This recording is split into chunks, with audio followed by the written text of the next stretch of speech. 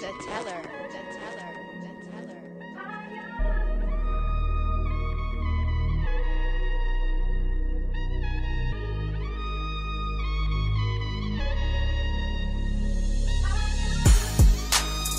It's another day. Left jab, right jab. This is MMA. Mixed martial arts, quick body parts, undefeated when I pick 'em. Who the champ, who the victim? Looking in my crystal ball, I predict the winner. Never stop fighting. If you lose, keep your chin up. Know how the game go. I'm a smart fella. Welcome to the show. This the MMA fortune teller.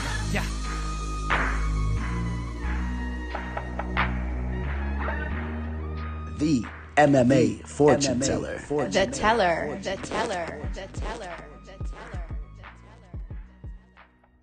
Anthony Smith versus Aleksander Rakic. We got a great event coming at you guys this weekend, which is well deserved after what the UFC put us through this past weekend.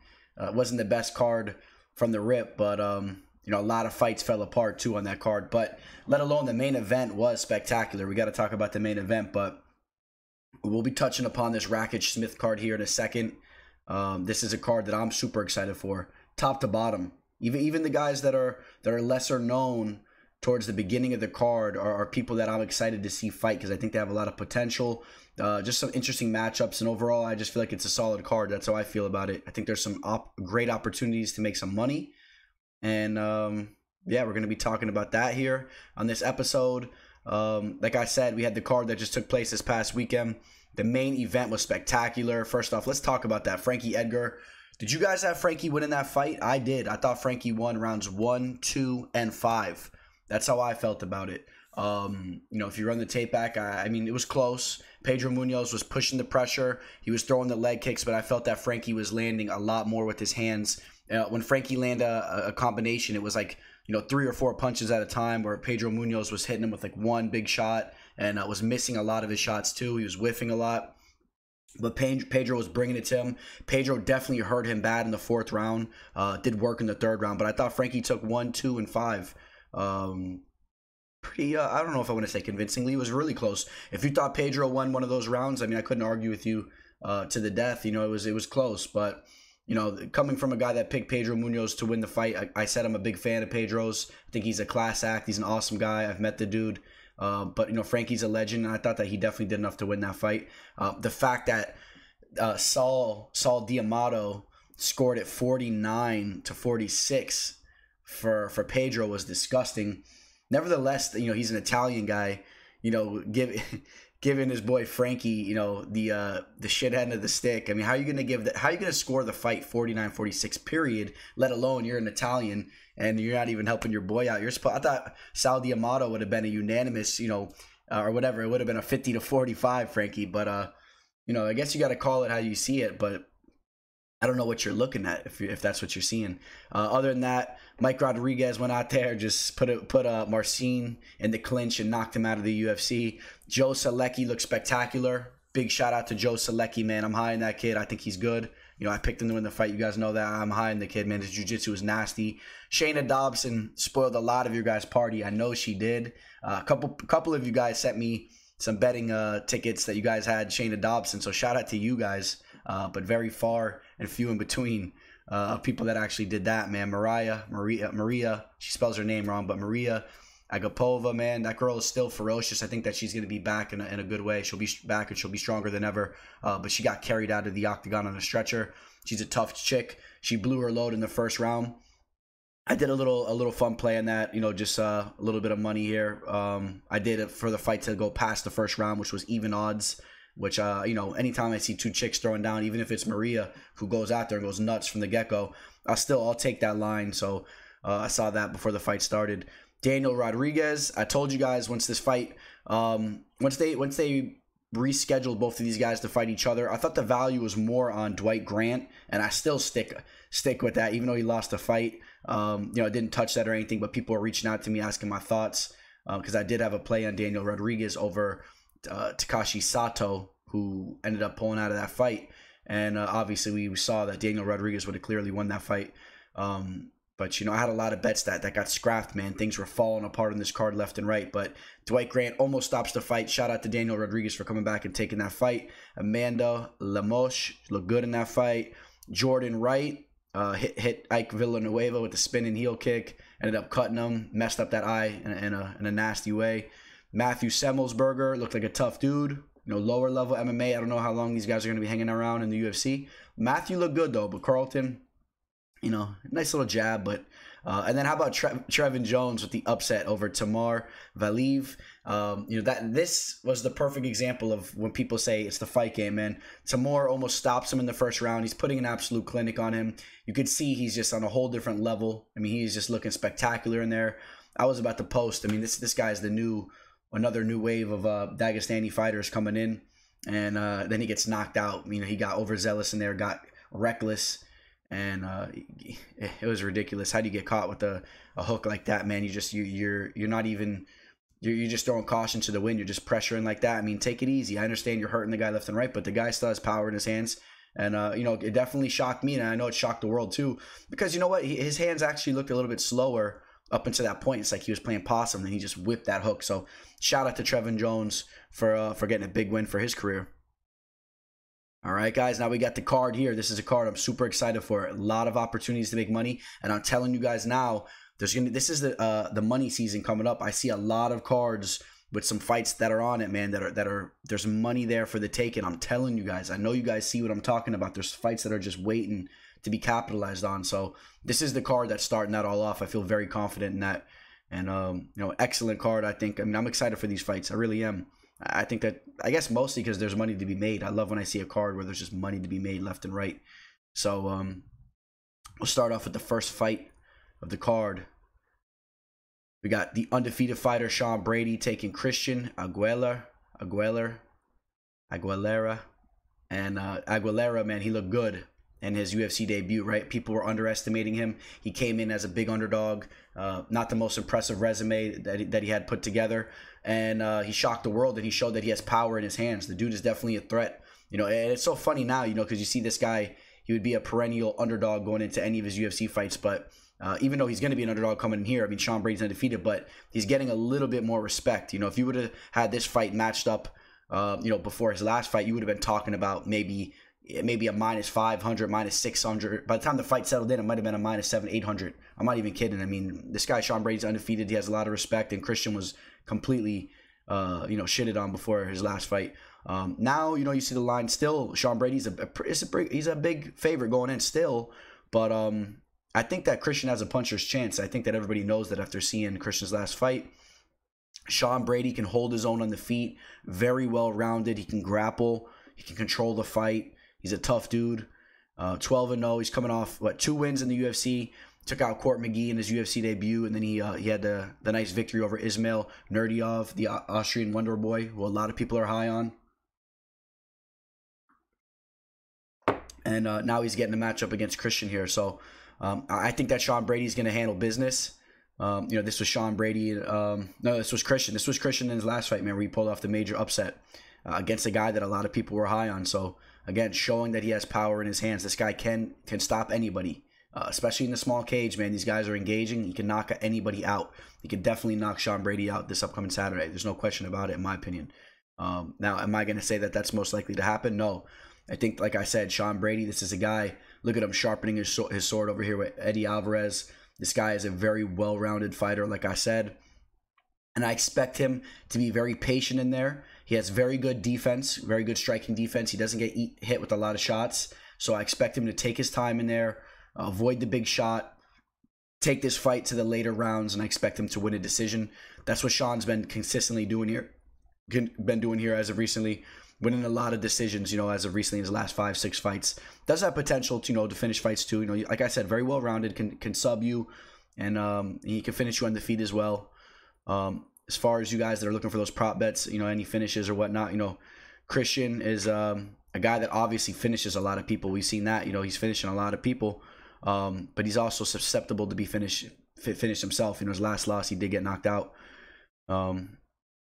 You know, a lot of variables in this fight, though. But overall, I feel more comfortable that Sean Brady wins the decision here. And just to see how these guys match up real quick. Let me just square these guys off. Fight taking place in the welterweight division, and yeah, man, Sean Brady's coming in as the taller guy by an inch, half-inch reach advantage, and pretty much identical here, you know. And I think Sean Brady gets it done with the decision. The line is high, though. The line is high, and like I said, it could have been worse. So Christian does show that he has power, so be careful with that. See him there.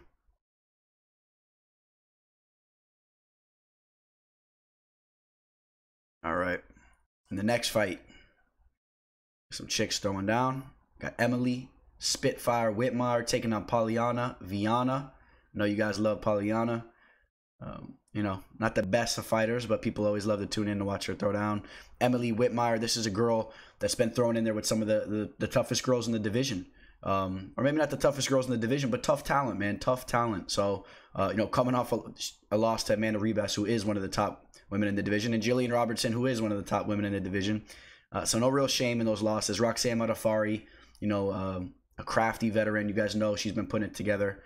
She had a resurgence in her career. So these are the type of losses that she's getting handed to her.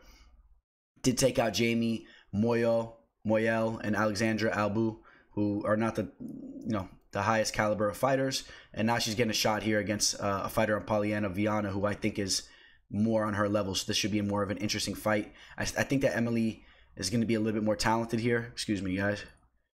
I do think that Emily will be a little bit more well-rounded and talented. Polyana, although she's coming off 3 losses, I do think that she's a little bit underrated. I think people think she's just a pretty face, but she actually can throw down. She has jiu-jitsu. She can submit you, and she can hold her own on the feet a little bit.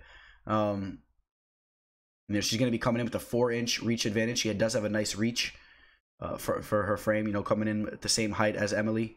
And take a look who Polyana's been throwing down with. You know, she just lost to Veronica Macedo. That was a fight you want to tune in and watch and see. Hannah Cifers, tough chick. We'll be talking about her later. JJ Aldrich has some good boxing. So some okay fighters here. Emily Whitmire is on the level of all these girls, and I expect Emily to handle business here. Again, let's see here. Take a look at Polyana, getting ready to hit the pads or whatnot. And I don't know if you guys remember this story, man. Polyana, somebody tried to mug her. Look what she did to this dude's face, man. So she has a little bit of power in her hands. This guy probably didn't even know what he was doing. You see him getting detained. Look at the gun he had too, huh? Over in Brazil, it's ruthless, man. They'll mug you with the cardboard gun. It's crazy out there. But you saw, man. You know, she does carry some power. Look at the damage she did to this dude's face. And but you know, Emily, take a look at Emily in the pads. She's looking good going into this fight. Look at her on the pads here.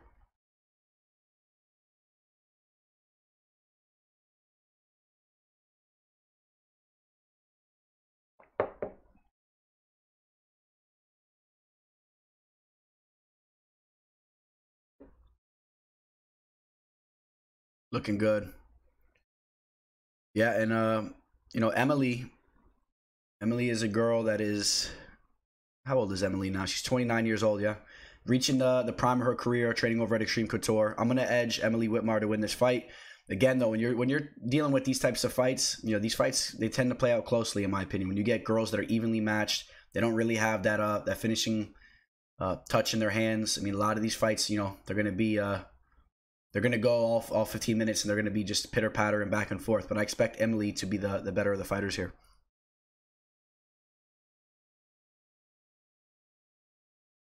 All right, guys. I'm going to cruise into the next fight. And I want to apologize. I didn't have the fight companion going down, man. Just was a little preoccupied during the fights, and it just really wasn't that exciting of an event. I'm sorry, man, but we're gonna have the fight companion going down this upcoming weekend for this card, so be prepared to join that if you guys want to. In the next fight, we got Bruce Leroy, Alex Caceres taking on Giga Chikadze, very talented kickboxer. Giga is going to be coming in 2 inches taller with about a half-inch reach advantage, so not as much as some of you guys may have thought. Bruce Leroy coming off a very big win against a guy that had a lot of hype. You guys know what I'm talking about, the dude that eats M&Ms, the jiu-jitsu specialist who's been featuring on a nice little special that Ben Askren's been doing on his Instagram. If you guys haven't checked that out, I recommend that you do. It's pretty funny. It's called like Funky All in the Family. And It's funny, you know, because he kind of looks like one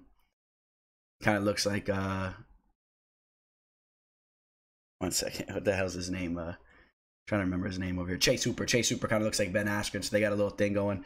And yeah, coming off a big win. But you guys knew what the recipe was there, man. If he was able to spoil the jiu-jitsu, you know, he can keep it on the feet and he could hurt him on the feet. We've seen Chase Hooper really needs to work on his striking. So, you know, I don't know if I would look into that fight as too much. I mean, some people are saying, oh, it was a big win, this and that. I mean, it was a win that he needed in his career for sure.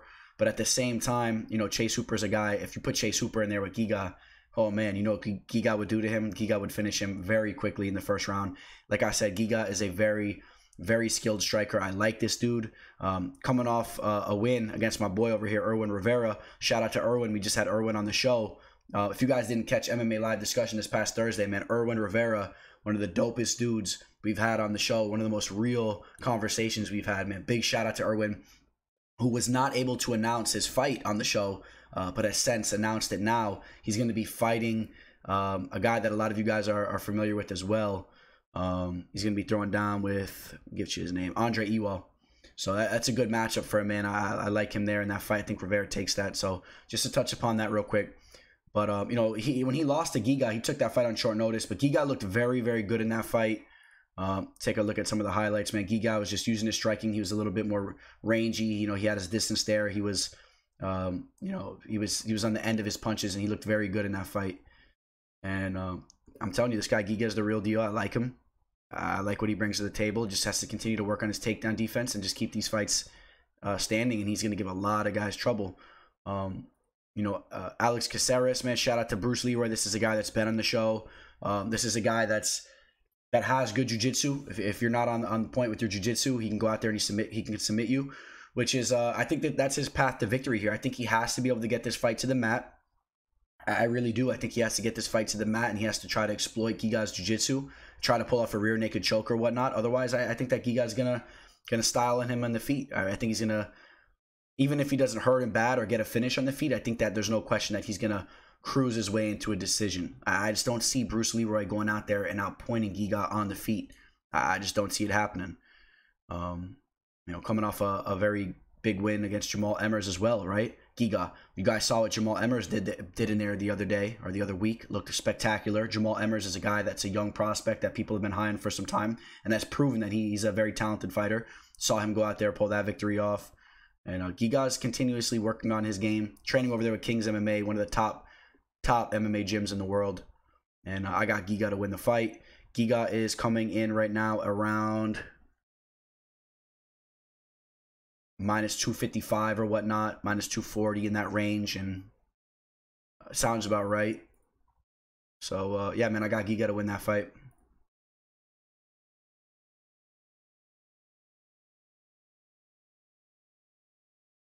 All right.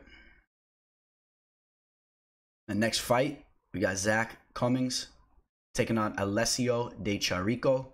Zach Cummings, man, a very well-rounded fighter. This is a guy that spoiled the party for a lot of people before as of recently. You know, the Trevin Giles fight comes to mind. It's pretty much a pick 'em here. Alessio de Chirico is going to be the younger fighter, 6 years younger, more in his prime right now. Zach Cummings is getting up there in age. He was always already a kind of a slower fighter from the get-go, though. Just a very high fighter IQ and you know, very balanced, well-rounded fighter. He could wrestle, he could strike with you. He has jiu-jitsu skills. These guys are pretty much identical as far as the height and reach goes. And Zach Cummings, like I said, is a very polished fighter, man. He's been around the block. Look how many more fights he's going to be having stepping into the octagon on fight day than Alessio de Chirico. You know, his 16 fights compared to his 30 fights. I mean, that's more than double the fights or whatnot right there. So, but you know what? The thing that really kills Zach Cummings is speed, man. If you're able to use your speed and you're able to sit on the outside and strike with him, you could take him out. I mean, even Omari Akhmedov was able to outstrike him there. Michel Prazeres, even the little tank, was able to outstrike him in that fight. And Santiago Ponzinibbio did the same thing. And I think that's Alessio de Chirico's route to winning this fight. I think he needs to stuff the takedowns, keep this just a striking match, and you know, use the body kick and whatnot, circle around and cruise his way to a decision. But Zach Cummings, like I said, very crafty fighter. He'll probably close the distance. He'll probably try to work the clinch, and you know, if he's able to do that, you know, he might be able to pull off the decision as well. Very close fight. And of course, you know, like I said, Zach Cummings carries power too, man. Not the fastest with his hands, but he does carry power.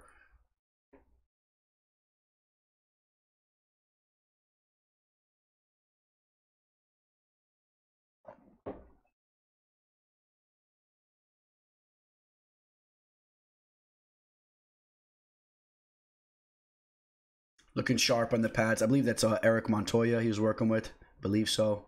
One of the top coaches.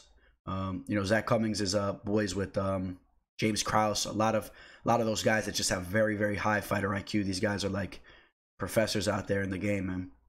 And you see him with James right there. Shout out to James. James has a big job coming up, man, this weekend, huh? We're going to be talking about the main event coming up. He's going to be coaching his boy, man, against Alexander Rakic, who's a beast. So Anthony Smith, who really took some damage. You know, remember I had James Krause on the show after that whole incident happened. So it's going to be interesting to see James Krause out there again. We'll talk about that here in a minute. Let's stick back to this fight. My bad, guys. But Alessio de Chirico throws a very nice body kick. He's very, very slick on the feet, very quick. You know, the Italian fighter, man. Those Italians, huh? Those were the first real dudes fighting in the arena, man, out in the Gladiator. This is the type of bloodline he comes from. And the Italians can throw down. You see Marvin Vettori out there too. And I'm going to edge Alessio de Chirico to win this fight. I think he's going to be a little bit quicker. This is an extremely close fight, though. I would not be surprised either way this fight goes. I think Alessio will be a little bit quicker on the feet. He's more in his prime right now. If he can avoid the grappling exchanges, try to keep this a stand-up fight, I think that he can edge out a decision here. Maybe even get a knockout. Who knows? I don't know. Zach's pretty tough, though. But that's the way I'm going with that. We got a big favorite coming up in this next fight. This is a girl that I've been high on too. Mallory Martin, which came originally off the Dana White's Contender Series. She since had a fight in the UFC. Did not go her way, but it was against a very, very tough opponent. That we just saw go out there and just finish a fight within seconds. Verna Jandiroba. So even though she got choked out in that fight, I think we're starting to understand what Verna brings to the table. So Verna's cruising her way to a title shot. She keeps pulling off performances like that. So I wouldn't look into that too much. Hannah Cifers isn't the type of girl that's going to go out there and take your neck necessarily, in my opinion, either. So Hannah Cifers is a tough chick that's going to try to throw down with you. You know, Mallory Martin, she had a spectacular performance. I think that was against that German fighter, Dana White's Contender Series. I believe it might have been last year or so. And Mallory Martin's a tough chick, man. She has some big victories on her resume. You know, she went out there, she took out, actually really not any big names. I was thinking that she took out somebody, but actually she didn't fight her. So not a lot of big names, actually. Took out Cynthia Arceo. I mean, yeah, so, you know, the talent level is really not there, actually. For some reason, I was thinking that she had a fight against this one girl, but she didn't.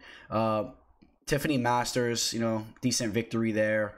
But she's been doing her thing in Invicta and LFA, you know, in Contender Series fight we talked about. So she's had some pretty big name fights.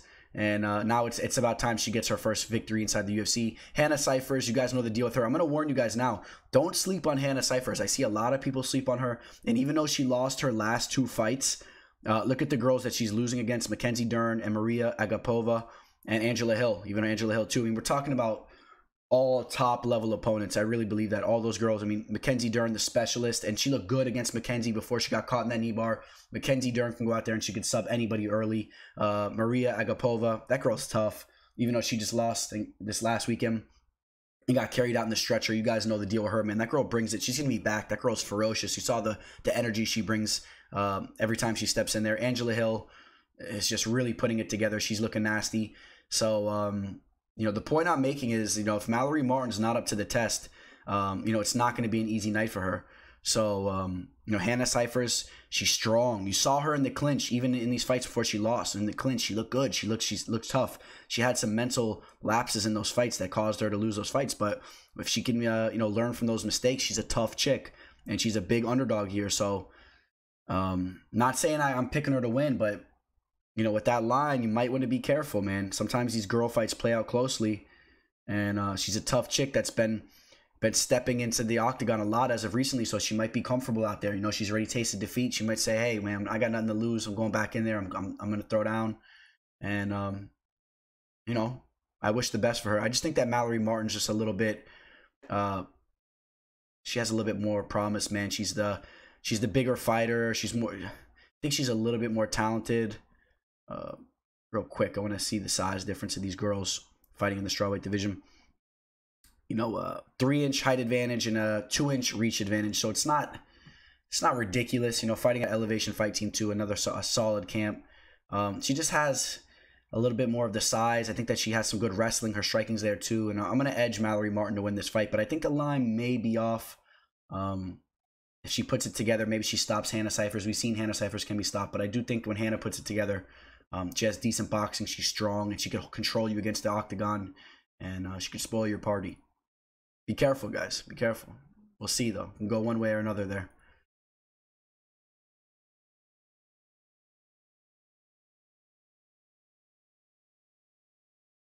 All right. We got two guys who just recently threw down, stepping right back into the cage. Maki, Pitolo, taking on Impa, Kasanganay. We'll start off with Maki. Maki Pitolo definitely has power in his hands. You know, he looked good in his, not his last fight, but the fight before that, he looked good with his boxing skills. We saw him on Dana White's Contender Series. The dude definitely carries power. I made some money off him in his last fight, man. I had to go in on Darren Stewart, 5-unit play on Darren Stewart, the dentist. And, you know, Maki got choked out in that fight, and now he's stepping right back in there against a very well-rounded fighter in Impa Kasanganay. If you guys aren't familiar with Impa, just had a very impressive victory on Dana White's Contender Series about 2 weeks ago or whatnot. And he ate some punches early in the fight, so he is susceptible to being tagged up a little bit early in the fight. You know, that's one thing you got to watch out here in this matchup. Probably might eat some shots from Maki early. But, you know, if he works on his defense, you know, he keeps getting better with his striking defense. This is a guy that doesn't gas out. He gets better as the fight goes on. I expect him to probably take over this fight in the later rounds. The line is pretty close here, too. But this dude, Impa, is a tough dude. You see some photos here from this was the Anthony Adams fight. See Anthony Adams catching him early. But Impa, you know, he hung tough in that fight. And kept walking him down and put the pace on him, man. Pushed the pace. And really started to hurt him in the later rounds. Sorry for the blurriness, but got his hand raised there. And this was Maki getting choked out by Darren Stewart, you know. So, you know, Maki needs to work on his ground game a little bit still. I really believe that. I think he's more of just a brawler. You know, he's more of a boxer. So I'd like to see him working on that. I'm gonna go Impa Kasanganay, the undefeated fighter. I think he's gonna be 8-0 after this weekend finishes up. All right, we're gonna try this again, guys, huh? I just broke down this fight not too long ago. I've broken this fight down multiple times, you guys. I'll make it quick for you guys again here. Magomed Ankalaev taking on Yeon Cutelaba. Now, this fight was just canceled because of, I believe, a positive COVID test from Magomed, I think it was. It might have been Cutelaba. I forget, one of these guys got tested positive. But you know what? It doesn't matter because I got Magomed Ankalaev to win this fight again. I had Magomed the first time these guys squared off, capitalized, made some money on the fight the first time they threw down. A lot of people thought it was an early stoppage. I don't think it mattered. Either way, Magomed was going to take that fight. The longer the fight would have went, Magomed would have really started to work his grappling and really push the pace on Cutelaba. I still edge Ankalaev to win this fight on the feet, even if they want to throw down. If they want to sit there and they want to brawl in the small cage, I think that Ankalaev's tricky southpaw stance. He's very tricky and unorthodox with his striking. And I think that, like I said last time, I'll say it again, I think Ankalaev has potential to be a future champion in the division. I think that he has all the potential in the world. Just has to keep putting it together. He's only 28 years old. His only loss came by way of a crazy Hail Mary triangle submission from Paul Craig, who's been known to do stuff like that. I think Magomed learned from that experience, and Cutelaba is not the type of guy that's going to be throwing up triangles on you like that, Hail Mary submissions. These guys are going to meet in the center. They're going to throw down, and I'm taking Ankalaev again. I'm a big fan of Cutelaba's. I like what he brings to the table. Dude carries power in his hands. He slows down a little bit as the fights go on. He kind of looks for those power shots a lot too. So, you know, a lot of swing and misses from him. And this is a guy that can give a lot of people problems, but I don't think Ankalaev will have a problem taking this fight again. I would like to see Ankalaev work the striking and then eventually mix in some takedowns, work in some ground and pound, and really put it on Cutelaba here this upcoming weekend. This was the first time they threw down, and Cutelaba was trying to say, hey, man, my chin's still here. You didn't put me out, but, you know, that ain't Ankalaev's fault. You know, if it wasn't stopped at the point that it was stopped at, he was just going to take more damage and eventually get knocked out. But, hey, as a fan, you know, I only want to see the fight continue. I'm not one of those types of guys that likes fights to be stopped early. I know there is a lot of fight fans and a lot of MMA media that's a big fans of stopping the fights early. They don't want to see these guys take the damage. But meanwhile, if you actually know these fighters and you actually talk to these fighters don't mind taking a couple extra shots. This is what they do for a living. They don't mind eating a couple extra shots to have a chance to put money on the table for their family. You know, these fights are big for them, each and every fight. And as you guys saw this past weekend, the fight game's crazy. You know, the Timur fight, the Dwight Grant fight. I mean, these guys, those fights could have been stopped, and then look what happened. These guys came back and they won their fight. So, you know, I understand that these fights can go either way. You know, even if a guy's putting it on him, you know, these other fighters can come back. But I don't think that this is necessarily that type of fight. Ankalaev's just too good. I think he's conditioned. His cardio's there. I like Ankalaev a lot. The line is high on him, though. These are light heavyweight fighters. You know, anything can happen. Somebody can get their lights shut off at any time. But I think Ankalaev handles business out here this upcoming weekend. Here's the Hulk, man. This guy is a beast. He's a true beast, though, man. I'm a fan of his as well, the Hulk. And Magomed. This guy, keep an eye on this guy, man. This might be the next light heavyweight champion down the line.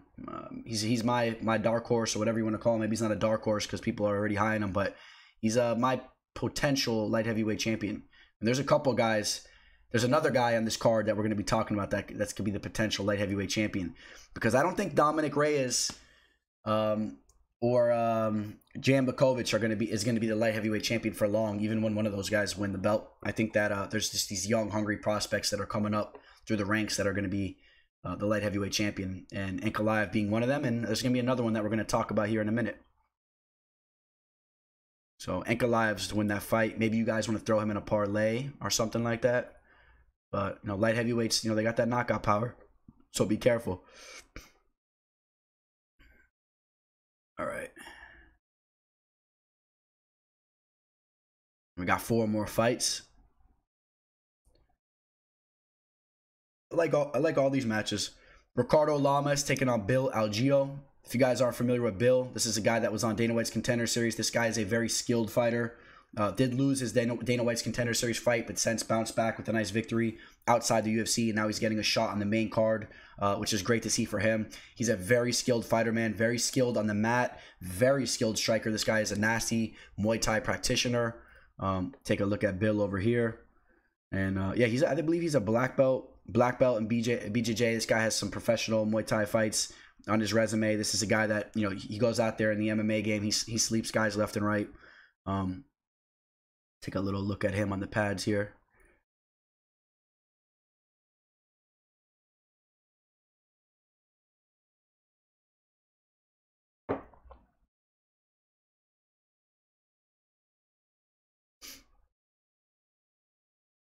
Mixing in some really nice combinations.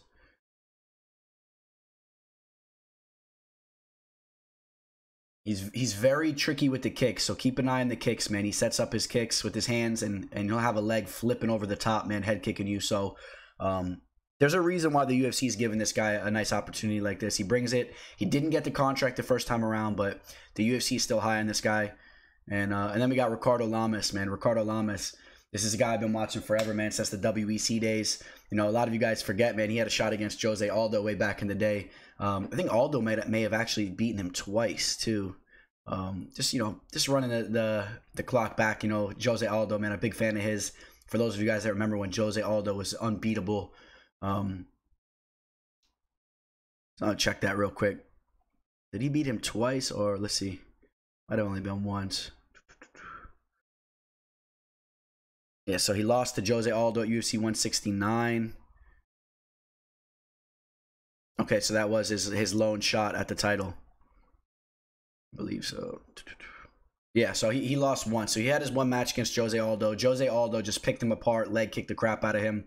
And just wanted to talk about that real quick, just because Jose Aldo's the man, right? A little shout out to Jose.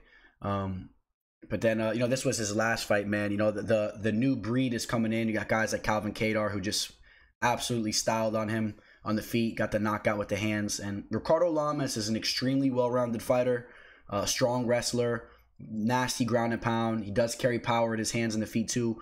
He's just a little slow, man, nowadays. He's a little slow compared to these other guys. And I think that Bill Algeo, and by the way, there's no line on this right now. As of me recording this, there's no line announced. Bill Algeo should be coming in as the favorite, in my opinion. So it'll be interesting to see where this line comes in at. I think that Bill Algeo is just a guy that's a little bit more fresh. He only has 17 professional fights, which is it's a good amount. He's 31 years old. He's in the prime. I think he's at the perfect point in his career to step into the octagon and get his first victory here against Ricardo Llamas. Ricardo Llamas is a tough dude, though. Don't be surprised if Ricardo comes in and tries to spoil the party with some ground and pound. If Ricardo can take him down and control him. But Algeo does have nasty BJJ as well, like I said. So don't be surprised if a submission gets pulled off too, or if he's working in the guard and looking good. Show you how these guys are matched here physically. Bill Algeo coming in with the 3-inch height advantage and a 2.5-inch reach advantage. So he does have a little bit of that going for him. But this is what you mostly want to look into, man. Bill Algeo is in his prime, 31 years old. Well, Ricardo Llamas is 38. Bill Algeo is getting the biggest fight of his career here. And he was training for this like no other. This is the biggest opportunity of his career. And I think Algeo is going to handle business here. But again, Lamas is a type of guy. He definitely can spoil your party. So, and no way, shape, or form is this a given. But got to pick Bill Algeo there. And I'll keep you guys updated, man. Follow me on Instagram, MMA Fortune Teller _. Let's see where the line comes out and whatnot. And I'm going to keep putting out more and more content to you guys. If you guys follow me on Instagram and you like some of these videos I've been doing, the Dana White's Contender Series recap and all that. By the way, that video will be coming out here tonight as well. And if you guys like the little videos I'm posting out, the Instagram live videos, or not the live videos, the Instagram TV videos, I'm going to start doing a lot of those from the Penny Bar. Just be doing recaps and touching upon some of these fights leading up to the fight card, leading up to Saturday night. I'll try to pop those out to you guys Wednesday, Thursday, because there's a lot of stuff that happens from the time I'm filming here, Sunday morning or Monday morning compared to Saturday fight night. So catch me over at Instagram. I'm going to start putting a lot of content just touching upon these fights. It's something new I'm going to be having come your guys' way. Follow me on Instagram, MMA Fortune Teller _. Be careful because there's an imposter out there too. Be careful. There's a couple imposters. Check at your Instagram if you think you're following me, because there was somebody that had this the MMA that was fake, and believe I had the Instagram take that down. Fortunately enough, so unfortunately people are out there doing things like that. But I guess that's a good sign. People are trying to imposter the teller. I guess that's pretty cool. It makes me feel like I'm a celebrity or something. But just messing with you guys over here. But We'll get to the next fight, man. Bill Algeo is the pick, and now we're working our way up to the co-main event. Alexa Grasso. Finally, the UFC's given her a fight on a silver platter, because the UFC's been throwing her to the fire, giving her some tough stylistic matches. Of course, you guys remember the Carla Esparza fight, where Carla is known to spoil the party with her wrestling. I thought Alexa Grasso did enough to win that fight, but it wasn't enough. And then the Tatiana Suarez fight, 2 back before that. That was a tough one for her. And now they're giving her Yeon Kim, which this should be a striking matchup. And Alexa Grasso should be able to style on her on the feet. She really should. Alexa Grasso is nasty on the feet.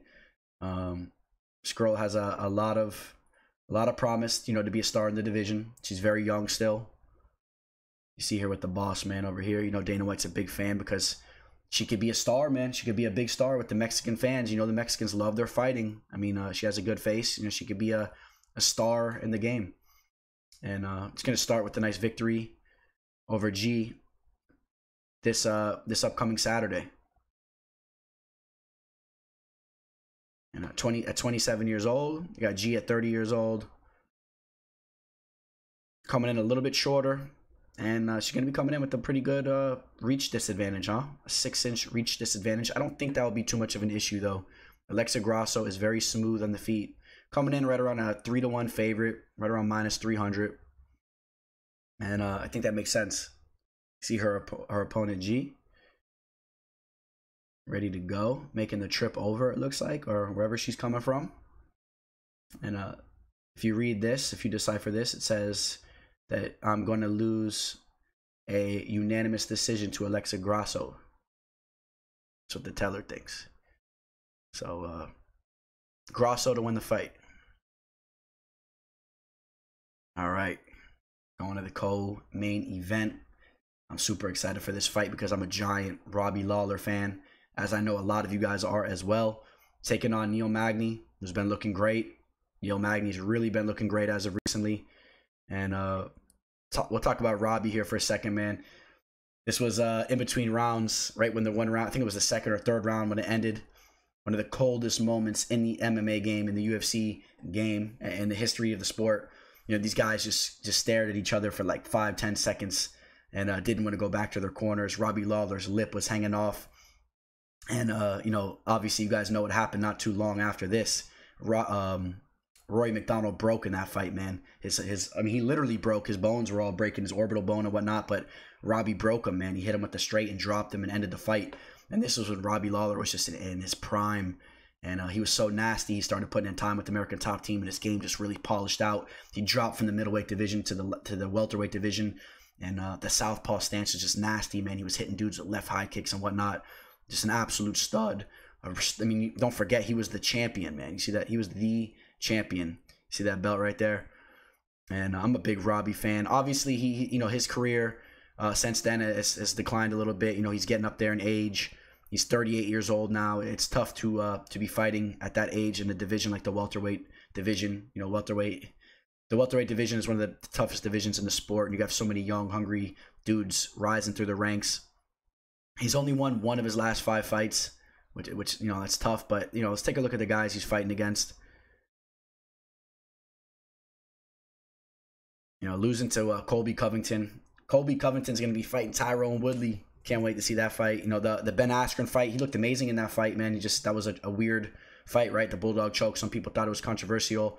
The RDA fight, RDA is a stud. The Woodley fight, got knocked out. But so I'm saying, man, check out Donald Cerrone. And obviously before that, you know, that was vintage Robbie Lawler. But, you know, you look at these fights, I mean, Woodley and Covington, the Askren fight, you know, you're talking about very skilled wrestlers. You know, Magny is gonna strike with him. You know, these guys are gonna throw down the feet. Magny should have, I'm sure he does. Yeah, he does have a very nice reach advantage here. So Magny's gonna try to sit on the outside, work his 6-inch reach advantage. Magny can also wrestler, has underrated wrestling skills. He's gonna try to lean against Robbie, put him against the cage, tire him out, take that spark from his hands where he would knock Magny out. Early in the fight, he's going to try to tire him out in there. That should be the game plan from Neil. You know, Neil Magny is a guy, you know, I've been watching since the Ultimate Fighter days. You know, the Army veteran, very, very high IQ. This guy has very high IQ, man. He's a very skilled fighter, very well-rounded fighter. And you see him in his last fight, man. He took out Anthony Rocco Martin, Tony Martin. And that was a big win for him. And he's been put, you know, that was after coming off a failed drug test where people were kind of wondering how he was going to bounce back. At least I was, you know, because he did fail a drug test, but he looked great in that fight. And now he's fighting one of the biggest names in the game, man, Robbie Lawler. And I got to go at Magny. I'm sure a lot of you guys are going at Magny. I'm really rooting for Robbie Lawler. I hope Robbie gets the knockout or he's able to put it together with his striking and pull the fight off. I got to lean towards Magny taking out a decision here, man. Just grinding Robbie out. So that's the way I'm going with that. All right. Made it to the main event, boys and girls. I know there's a couple girls out there watching. All right, let's see. This is gonna be fireworks here, man. These two guys in the small octagon. It's gonna be crazy. See if we can get there for you guys.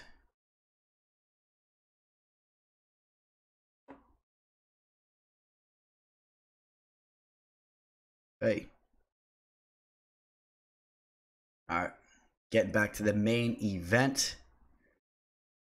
All right, before we touch upon this main event, I'm going to have multiple plays out on this card. If you guys are interested, reach out to me through Instagram, MMA Fortune Teller _ shoot me a DM. I do charge for my exclusive picks, so if you're interested, you know, just ask me for my pricing. You could also reach me on my email, MMAFortuneTeller@gmail.com, and I'm also at Twitter, the MMA Teller. You guys can catch me over there too. I'm gonna start stepping up my Twitter game here over the next couple months here. I'm cleaning up my Twitter. I'm gonna start officially posting on there just as much as Instagram too. Just bear with me. Give me some time to clean all that up. And the Twitter will be going too, so you can catch me on Twitter, the MMA Teller. And MMA live discussion. I'm gonna have a special guest throwing down for you guys this Thursday. And let's get into this main event. Anthony Lionheart-Smith taking on Aleksander Rakic. You guys know I've been very high on Aleksander Rakic for some time now. Aleksander Rakic is just a beast of a man. I mean, he's coming in at 6'4", 78-inch reach, which is crazy, man. Anthony Smith, also 6'4", with only a 2-inch reach disadvantage. And this is a guy that used to fight at middleweight. It's crazy, right? To think that he's stepping in there with these light heavyweights and he's comparing with them with their frames. And Aleksander Rakic is has one of the craziest frames in the division. When I think of Aleksander Rakic, man, I think of leg kicks, nasty leg kicks, powerful leg kicks that can chop you down. The power in the hands, he can touch you, put your lights out. Just needs to keep working on his takedown defense and work guys not controlling him against the cage. You saw in his last fight, I thought he did enough to win that fight. Lost a split decision to Volkan Ozdemir. And see, I'll pull it up for you guys over here. Volkan is a very talented fighter that was hanging all over Aleksander Rakic. I thought Aleksander still did enough. He hurt Ozdemir in that fight a couple times, dropped him. And, it was a very close fight, though. I do think that Ozdemir is a little bit more of a tricky matchup for him, though. Anthony Smith, on the other hand, I think the recipe is there right now. Excuse me, guys. I think the recipe is there to take out Anthony Smith. You got to hurt him, man. You got to withstand the early rounds and try to put it on him, because he just took so much damage in his last fight. I just don't see how he could take more damage. I think he's gonna be susceptible to being knocked out here in the later rounds. This is a 5-round fight. These guys are gonna be throwing down, and I just don't see how he eats Aleksander Rakic's punches for 5 rounds after the damage he just took against Glover Teixeira. We saw Glover Teixeira withstand the early onslaught from Anthony Smith. He looked so good in the beginning of that fight. He's a very well-rounded fighter. Has some of the best coaching in the game. With James Krause, we talked about that. I had James Krause on the show, as we talked about. And remember all that controversy that happened in that fight? People were saying that James Krause had Anthony Smith blow his load early in that fight by calling out too many strikes and moves. I don't think that was necessarily the case, because James Krause brought up a good point. He said that his fighter can go 5 rounds, no problem. That shouldn't have been the case. And I think it was more that Glover started to hurt him. Glover did crack him with a couple punches. I think that it kind of put him off in that fight. I think he broke some bones in his face. You could tell he didn't want to engage. He was so nervous to sit there in the pocket anymore. He was trying to clinch. He was just hurt. He was broken. And I think that we might see something similar in this fight. I think Rakic is going to hurt him in this fight. And I wouldn't be surprised if Rakic gets the stoppage here early in the fight or late in the fight. I don't really expect this fight to go 5 rounds. I really don't. If you want to look into that prop bet, I'd be very surprised if this fight goes 5 rounds. And as far as Anthony Smith doing something, this was Glover putting it on him too. If you guys remember that fight, man, Glover just broke him. But as far as Anthony Smith possibly getting a finish too, man, Anthony Smith can knock anybody out. I mean, we're talking about big boys throwing down. He's super accurate, super talented with his striking, and he's very underrated with his grappling as well. Anthony Lionheart-Smith is a guy that, we saw him go out there and submit Alexander Gustafsson in the 4th round. We saw him go out there and submit Volkan Ozdemir in the 3rd round. He's a very talented fighter, man, very underrated grappler. So maybe he can exploit Aleksander Rakic's grappling. I just don't see it, though. Again, I see Aleksander Rakic just brutalizing Anthony Smith, but this fight is probably going to play out. It's going to play out closer at certain times in this fight than the line says. I mean, it's going to be a dangerous fight. These are big boys throwing down in a small octagon. 2 extremely talented guys. Anthony Smith coming in with some of the best coaching in the game. Shout out to James Krause. I got to pick Aleksander Rakic here.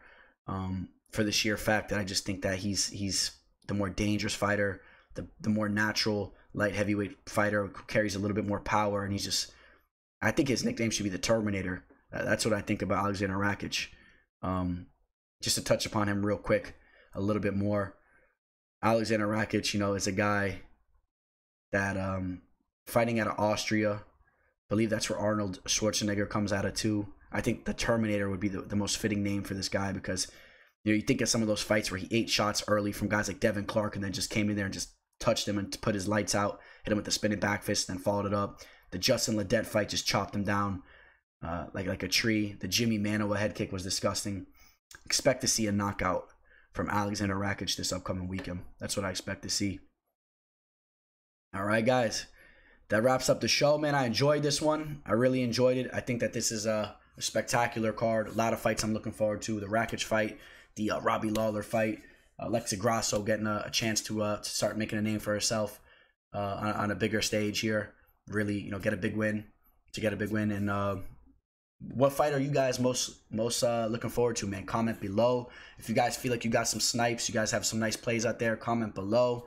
If you guys get any questions, question below, and I'll answer you guys. I appreciate every single one of you guys that are tuning into these breakdowns every single week. I appreciate all you guys that are liking these videos, that are subscribed, that are tuning in for MMA live discussion. I appreciate your guys' support so much. And again, make it a productive week. Get out there, get the week going. It's just Monday. We got a beautiful week ahead of us leading up to an awesome fight card Saturday. Join me for the Fight Companion show. It's going to be a good one. And that's pretty much it. All right. I appreciate all you guys. And on that note, signing out, The Teller. The MMA fortune teller. The teller.